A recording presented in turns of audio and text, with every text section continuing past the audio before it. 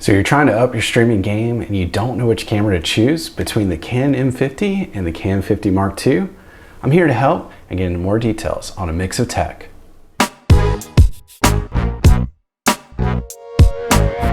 Hey guys, welcome to a Mix of Tech, where I review technology from consumer to prosumer and I give my take on the things that I see.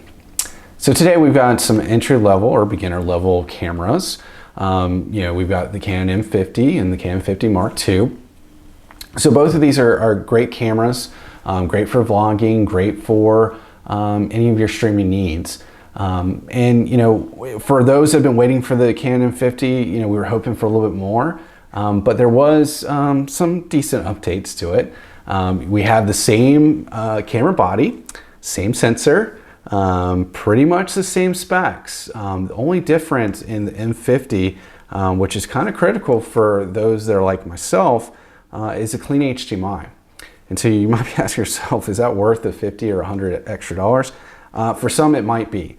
When you look at it, the clean hdmi is important. If you haven't used a capture card, you'll find out pretty quickly that everything that you have off the articulating screen is showing up on your video feed. And so that can be really frustrating if you're trying to stream out to your consumers. So because it's got clean HDMI, you should just go out and buy the Cannon M50 Mark II. Not so fast. Canon does have a great utility software, their webcam utility. It's been in beta for quite a while and has now recently been released on both macOS and on Windows as final versions. You can use your HDMI. And so, I actually took out my M50 and compared against the Mark II. Between cleaning HDMI or my HDMI and my USB, yes, theoretically there is throughput and different capabilities between the technology or the cables, that is, but it's not noticeable, especially when you talk about Zoom or any others that are using compression, or if you don't use your settings right, we'll use compression. It's not as negligible as you might think. So, when you look at that, that may make it reasonable for you to just buy the cheaper M50, especially if you have a refurbished one that you can buy off of Canon's website. One thing to keep in mind, if you do use the webcam utility, not all software trusts it.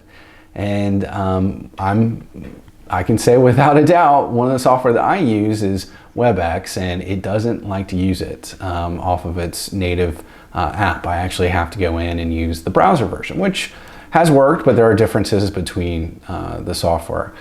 So for me, the big advantage is to be able to use a capture card, which treats it like a webcam or another input, video input, and that's the route I've gone.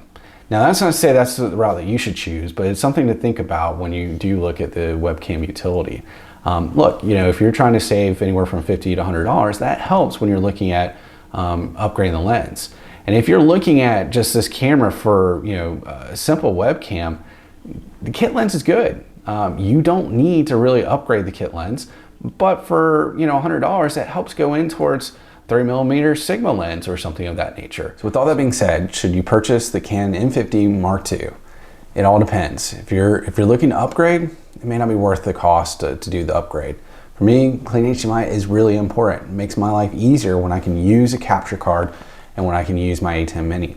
But for someone that's about to purchase a new Cannon M50, I would purchase the M50 Mark II. Clean HDMI is going to be a value, and there's a few minor upgrades outside of the specs I mentioned earlier. So I hope you liked this video. If you did, make sure to click the like button and make sure to subscribe if you haven't already.